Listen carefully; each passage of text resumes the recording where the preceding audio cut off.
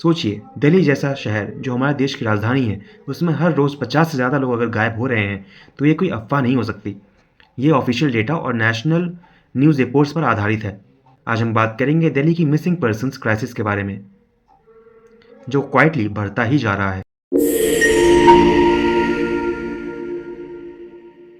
News from the national capital, where police data shows that over 800 people have gone missing in the first 15 days of 2026. Between 1st of January and 15th of January, a total of 807 people went missing. नमस्कार दोस्तों, मेरा नाम है सिद्धांत और आप देख रहे हैं एसएस अनफिल्टर्ड।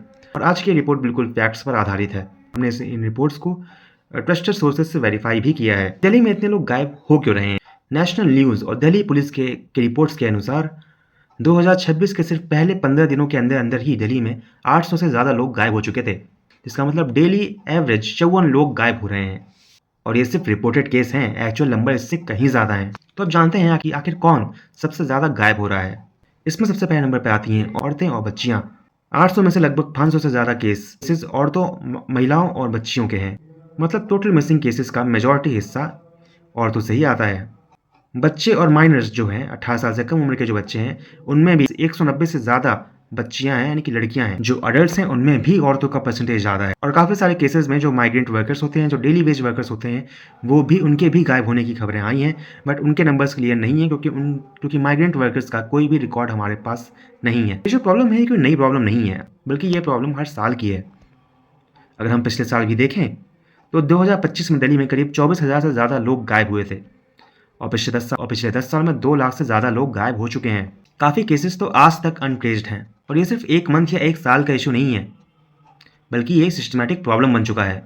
आइए अब समझते हैं कि आखिर लोग गायब हो क्यों रहे हैं। एक्सपर्ट्स और रिपोर्ट्स के अनुसार ह्यूमन ट्रैफिकिंग नेटवर्क्स में इन लोगों का इस्तेमाल किया जा सकता है। फेक जॉब ऑफर्स और जो एजेंट होते हैं, जो फेक जॉब्स के ऑफर्स देते हैं, स्कैम करते हैं, वो भी कई लोगों को विदेशों में भेज देते हैं और फिर उसके बाद उनसे पैसे लेके उनको विदेश भेज देते हैं। और उसके बाद उनका कोई रिप्लाई नहीं देता, उनकी कोई हेल्प नहीं करते और बच्चे जो होते हैं हमारे देश के, वहाँ जाके फंस जाते हैं।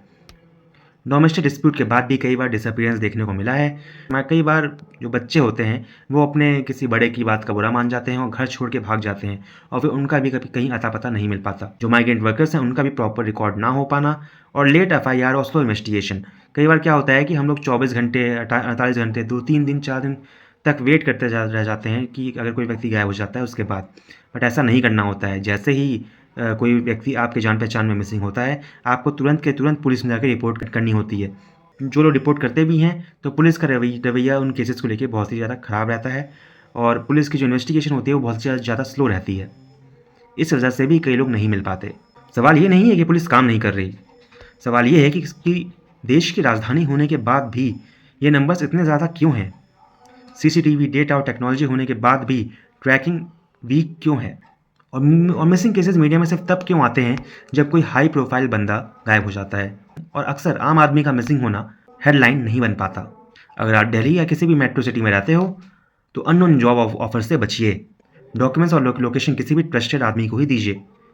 बच्चों की ऑनलाइन एक्टिविटी पर नज़र रखिए। आपके घर में जो भी बच्चे हैं वो ऑनलाइन क्या कर रहे हैं, क्या देख रहे हैं, इस पर आपको नज़र रखनी पड़ेगी। और मिसिंग होने पर इमीडिएटली एफआईआर करवाइए, डिले मत करिए। क्योंकि मिसिंग होना मतलब सिर्फ गायब होना नहीं, बल्कि कभी कभी सिस्टम से ही मिटा दिया जाना होता है। दिल्ली के मिसिंग केसेस सिर्फ नंबर नहीं है, हर नंबर के पीछे एक परिवार है, उस परिवार का इंतज़ार है, कई बार उस परिवार की खामोशी है। अगर हम सवाल नहीं पूछेंगे तो कल ये प्रॉब्लम और बड़ी हो जाएगी। अगर आपको लगता है कि ये इशू सीरियसली डिस्कस होना चाहिए तो हमारे वीडियो को शेयर कीजिए, कमेंट में अपनी राय अवश्य दीजिए और चैनल को सब्सक्राइब भी ज़रूर कर लीजिएगा।